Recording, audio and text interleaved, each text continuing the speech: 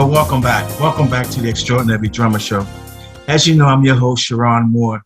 I always say today. I got a guy on the show today. I tell you, if he's not a legend, he's moving up and ever he's getting there, boy. This gentleman is responsible for quite a few generation of drummers. A lot of what you see today out there from the younger guys.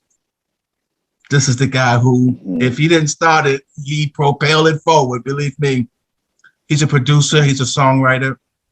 As I said, he's a mentor to many generations. His credits includes, and we're going to talk about Young Jeezy, T-Pain, BB Winans, Chris Brown, Lil Wayne, and so many more.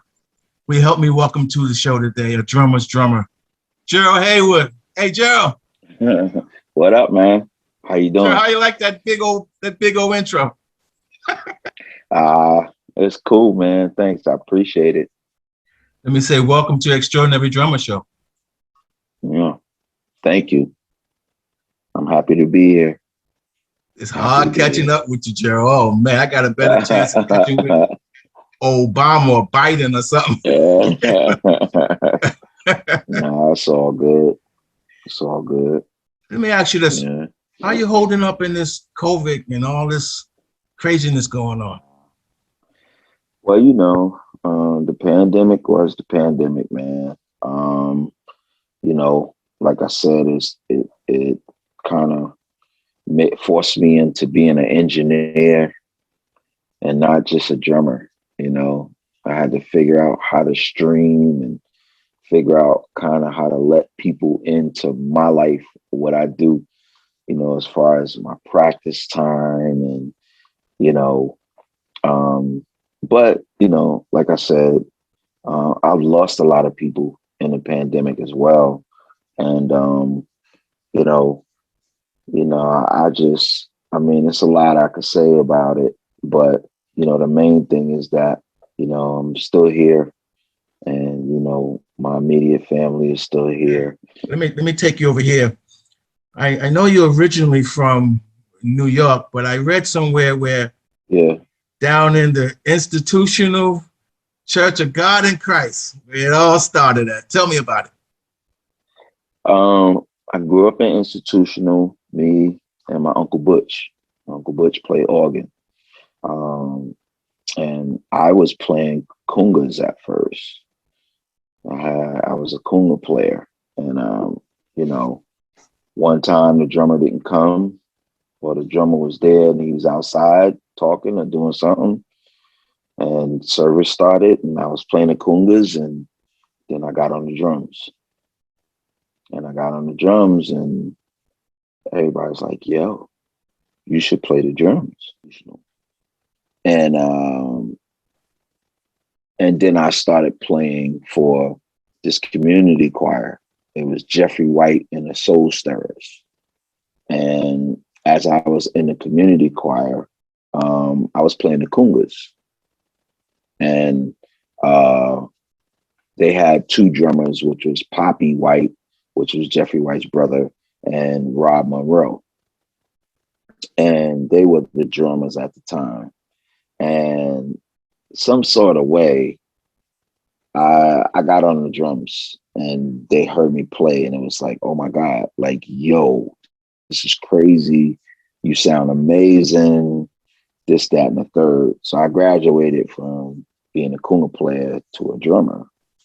Yeah. Take me over to where your grandmother bought you your first drum kit. What was that like? Oh man, grandma got 2 jobs as a home attendant. I told her about this Tama drum set that I wanted to get. And, you know, at the time in New York City, there was a street, there's 48th Street. 48th Street in Manhattan was just a block full of music stores on both sides of the street.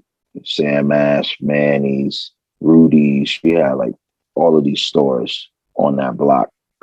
And I went and priced the drum set that I wanted to get. So fast forward, I go up to 48th Street And I say, yo, I want a Tama drum set. And they pull out a book and they show me all the Tama stuff. And I pick out the drums. The color is royal pewter. It's like a bluish kind of silver color. And I got all the numbers for the drums. The drum set with everything, the hardware, and the drums was $1,125. So I go back and I show grandma and I say, Grandma, I want to get this drum set, blah, blah, blah.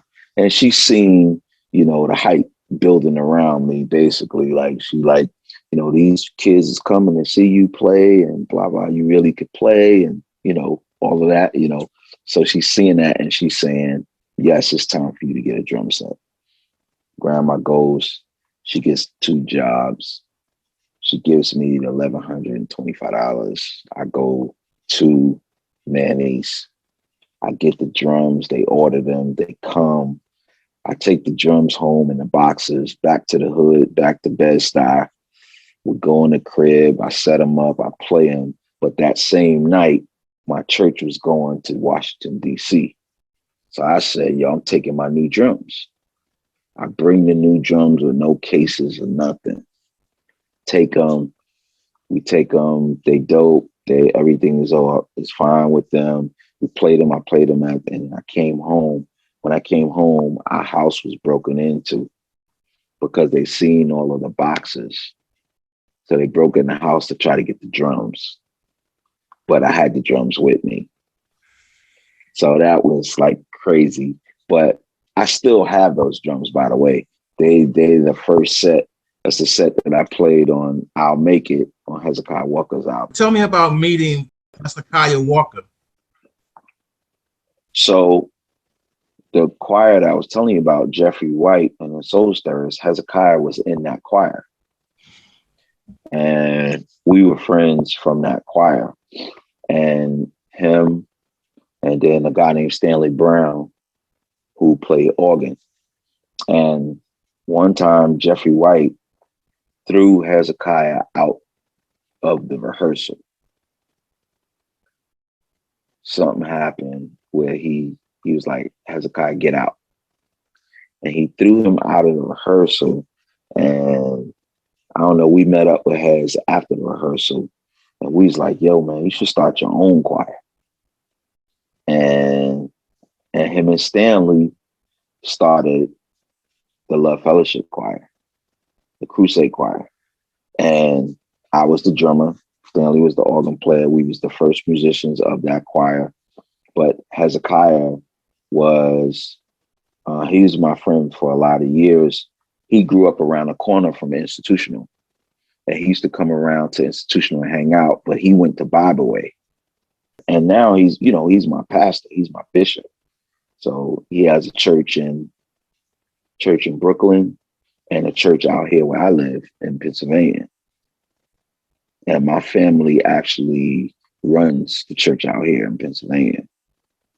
So, God is good. But me and him been friends for well over 30 years. So I went from playing for Hezekiah and then I started playing for Guy. So I went. That was my next question. Hezekiah to Guy.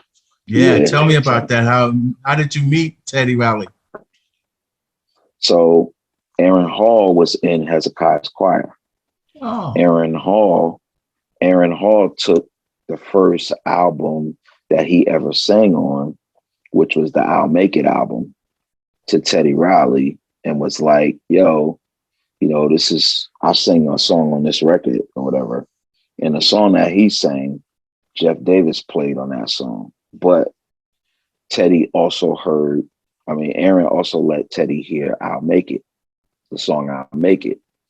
And when he got to I'll Make It, Teddy said, yo, who is the 2 guys playing on this song, playing the drums on this song? And Aaron was like, no, it's not 2 guys. It's just my little cousin, Gerald. It's just one guy. I was like 16 and 17 then. He was like, it's just one guy, Gerald. I call him my little cousin, And Teddy was like, nah, it's not one person doing that. And he was like, yeah, it is. I'll bring him to you. And he took me to Manhattan to meet Teddy Riley. I went by a guy's rehearsal. I went by their rehearsal, and when I walked in, they had like a 13-piece Simmons drum set, all electric, like weird, right? So I'm standing there like, oh yeah, I ain't never playing them joints, you know. Um, so Teddy goes, yo, I want you to play. Go ahead and play. I was like, nah, I'm not playing them electric drums. I don't do that. So he was like, wait a minute. So he went out the room and he talked to the studio man. He was like, yo, is there another room in here with some acoustic drums? And he said, yeah, it's a room right there. He's like, okay, can you open it? Because I want to hear this kid play. So he opened the door. I go in. It's a real drum set. I sit down. Teddy, Aaron, they're standing there. And he was like, just play. And I started playing. And he was like, oh my God. He was like, yo, you are amazing. And he was like, yo, I'm going to take you on tour with me right now. Like, you come on tour with me right now. And I was like, nah. I was like, you know, your music is elementary compared to what we're playing in church. Our church music is more difficult, and I like playing in church. What happened was we were in California rehearsing at Third Encore to do a TV show. And he came from behind the computer and was like, yo, you the new drummer. Joe, let's talk about, since we're at Teddy, let's talk about some of your credits. They just read like the who's who, like just go on Spotify or iTunes and just pick anybody. You probably see Gerald play. I got Chris Brown, Keith Sweat, Missy Elliott, Faith Evans, just to name a few. Let's talk a little bit about working with young Jeezy. What was that like? I love Jeezy, man. Just a real person. He's just like he's a real cool person. What's it like working with T-Pain? I love T-Pain. So T-Pain is, I always reference him to Teddy Riley. It's like seeing Teddy Riley from back in the day to now, like his whole concept. He reminds me of Teddy, always making beats, always, in the studio. Just his whole concept. He's the closest thing to Teddy Riley that I knew. Let me throw one or two more credits at you. Chris Brown. Yes. What's that That's like? my guy. Yeah. So I've been playing for Chris since he's 14, and I think he's like 31 or 32 now. You know what I mean? And like I said, man, I love that kid like he's my own son. And I ride for him. And, nothing will ever change that for me with him, but I've been working with him since he's 14. Like I said, he's 31, 32 now. And I would never stop working for him as long as he had me. I know, as you can see on this paper here, I know you got, I got 2 sheets here. I should have had 4 just on the credits alone, man. All right, so much more to talk about. Maybe at another time, working with Michael Jackson and Faith Evans. Let's talk a little drum talk. Let's get down the road a little bit. I got a section of the show I call Drum Technique or Drum Talk. Okay. My question to you as a drummer is, what is your approach to the drum kit? What is your approach to the drums? Well, my approach has always been aggression. You know what I mean? Anything that I play or I attempt to play, it has to be pristine, and it has to be solid, and you have to feel it as much as I do. And that comes from, working with Teddy Riley and, working with the drum machines and different things like that. I'm really fighting to be heard with the drum machine. You know what I mean? Because the drum machine is a big portion of what I do. You know what I mean? But my approach has always been aggression, always been, you're going to hear the snare drum. The snare drum's going to hurt your face. The kick drum's going to hurt your stomach. Okay. Let me stay there on drum technique a little bit. I watched the video modern drummer called Jumping, if you remember that one. Yep, the And song. yeah, that's the song. Okay. A lot of Yeah. speed, man. A lot of speed. Steroids, man. What's going on? I saw a lot of speed. Is that part of it? Well, a part of it is the power and the aggression. But is it Yes. focus on speed under there? Well, playing, yeah, it's all the same. It's like, so I can parallel it to living in New York. Like living in New York, you know, um, hustle and bustle. You know what I mean? Moving fast. At 10 years old, I was taking the trains and buses by myself. You know what I mean? So you grow up really quick living in New York, right? So, with the style of drumming that I have, you had to be fast, you had to be aggressive, it had to be loud. And that was just a whole package of it. That's the whole package of it. Staying with drum technique, what is that lick you do where I'm gonna surprise you on this because you didn't think I saw this one. This lick, I've seen it before, but not like this. And I've even tried it myself, but more like what Roy Haynes did with it, where he took the brush and rolled it on the snare like that to get that sound. Yeah. This one, you took the stick and you got the snare and the hi-hat and you started doing like this. What is that lick, Like man? that. What's that? What's going on with that? I don't know where I've seen that at, but I know Jeff Davis. I might have seen Jeff Davis do that one time, and then I started doing it. Let's talk about your amazing feet. All four of them you got back there. All six of them back there. You're doing 30-second notes, sometimes a 60 on one pedal. Come on, man. Right. Well, that came from my god brother Monte Greer. Monte Greer had a fast foot, and as I played the congas at his church, like I'm saying, I'm eating all of that. I'm hearing all of it. You know what I mean? And it's funny because he only had 2 toms, a cowbell, bass drum, 2 cymbals, snare drum, hi-hat. He never had a floor tom.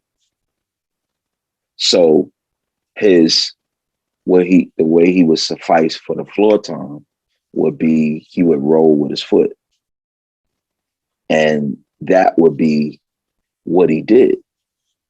And he was nice at it. And I learned that by just playing the congas with him when he did that. When I saw you play, I said, I'm glad I'm retired, boy. I'm so glad I'm retired. I have to cop that stuff you're doing, boy. Let's move down the road. Endorsements. Okay. What are you doing on endorsements? Drums, cymbals, sticks, so forth. Drum, cymbal, sticks. I'm doing DW drums, Remo heads, Zildjian cymbals, Vic Firth sticks. I have my own signature stick on Vic Firth. I also have Earthwork microphones. I have CRS, which is a new cymbal system, and they are amazing. And I have CTM ears I use as my in-ears. And I've been with these companies, most of them for over 15 years and above. Joe, we have a thing on the show that we do. It's called Word of Advice. Where I ask the drummers, I ask the guests if they'll leave a parting word of advice for the upcoming drummers, even the guys at the next level, but that are trying to get traction in this game. Would you leave them a word of advice, please? Word of advice would be, for me, is, keep your head up. Pandemic, the way things are going, keep your head up, man. Keep your mind focused. you know, if it's being a professional drummer, or if it's working at McDonald's or anything, just keep your head up, stay focused. What's on the horizon? What's coming up? What's the next? What are you doing these days? Anything you want to plug? Yeah, well, I'm trying to get on this TV show, trying to do you know, where I record drums for a TV show, trying to get some stuff that I can do in the house. Um, the touring thing, I only want to go with Chris Brown, and that's it. I don't really want to go on the road as much as I did before. Um, you know, I want to get back into the doing the clinics and you know, stuff like this, these interviews and different things like that. Um, I have a YouTube channel, but you know, I want to use it for, you know, to tell stories, to tell some kind of experiences that I've been through that can help, you know, some of the younger generation with their journey. I really want to play country music. That's That's been a another big whole thing with show, me. Joe.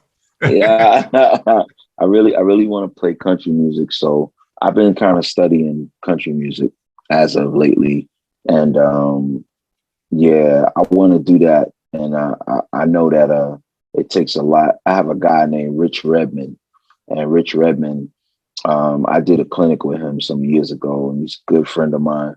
And he plays country. You know, he's from Nashville. He plays country, and he also plays rock. And I watched a couple of his videos to try to learn what the blueprint is for country music. The question I wanted to ask you here is sort of the Mm-hmm. I asked the drummers at the end of the show. Mm-hmm. Joe, what would you want your legacy to be said, to be told? Um, that I was a front runner. Um, that um, my sole goal was to make sure that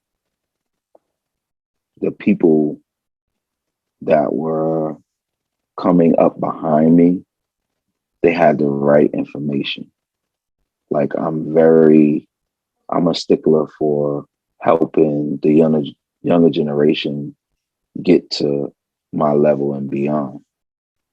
Um, I'm really, you know, adamant about being a mentor and being someone that can tell them certain things about the business and certain things that they do need to go forward in the business, because I didn't have a lot of that when I was coming up. So a lot of times, you know, if somebody told me it was a brick wall around the corner, I probably didn't see it until I hit my head, because it was nobody to tell me. It was nobody before me to tell me, yo, be careful, there's a brick wall around that corner. So you might want to go slow so you won't bump your head. And I want to be that person to help the generation behind me. Well, it's like 2 or 3 generations behind me, but I want to be the person to help them guys and like all of my nephews to the promised land, which is, you know, what I've done and what God has given me the ability to do and what I've been blessed to do. But they want to be in that conversation. And I don't mind helping them get there. You know what I mean? That's a big thing for me. And it's always to keep it going and hand over the industry or the situation to some guys that I know won't fumble it or won't drop it or won't discredit it or disrespect it. And that is a big thing for me. And that is who Gerald Heyward has become. You know, being a father, being, you know, a husband, and all of that. I just have different views. Like, I just feel that I'm here to help the next person become a professional drummer, musician, and all around good person if I can. And that's my goals in life, man. That's what I'm trying to achieve now. I'm trying to keep all my nephews and all the people that I come in contact with. I want them to say in my legacy, I wanted to say that, you know, I helped so many people, be it a conversation, be it I sat down and showed you a chop or two, or, you know, just hanging out with me. Like, I want my life to shine and show you that you can do it. You know, I'm a kid that come from Brooklyn. I made it out, and I always want what I accomplish to be passed on to everyone else. But I also just want them to recognize what I've done. And I feel that I didn't do it quietly. I feel that I did it very loud and boisterous. And, you know, but I just wanted to be remembered in that same manner. You know, I want to be, you know, say it loud. I'm Black and I'm proud. Say it loud. Gerald Heyward did X, Y, and Z, you know, for the drum community, you know, and yeah, like, you know, what he left behind, he left us enough information behind for us to move forward, for us to be, you know, at the level he was, you know, before whatever happens to me, you know, and that's what I want my legacy to be. You know, I'm a faithful husband, you know, I'm very loyal to the people that I work for. Whoever I work for, I try to be loyal, and I try to treat their gig as if it was my own gig. And, you know, I go about it like, yo, you know, this is more my thing than it is your thing. You know what I mean? So I cherish it, and I'm going to make it as dope as I possibly can, and do everything in my power and my skill to make that gig amazing. And that's just my that's how I want my legacy to read.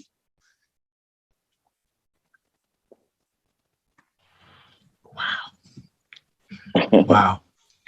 Just imagine generations from now of your family's going to see this, and they're going to say, great granddad and so forth. And we Yeah. did it just like how you set it up for us. So Yeah. let me say, I'm a grandfather. I'm a G pop now. So oh my son man, they call me G pop.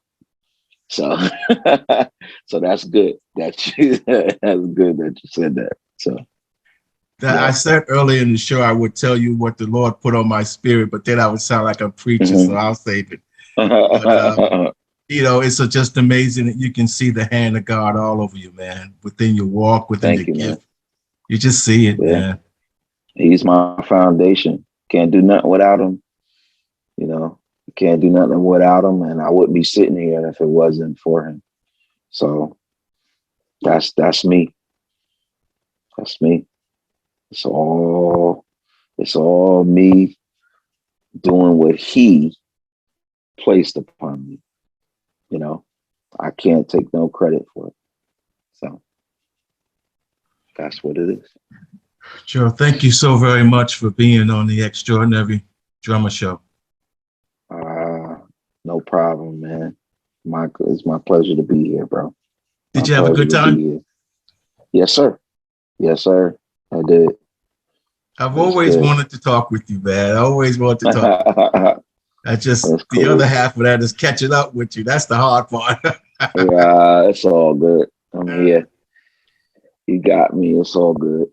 Will you help me wave goodbye to all the fans?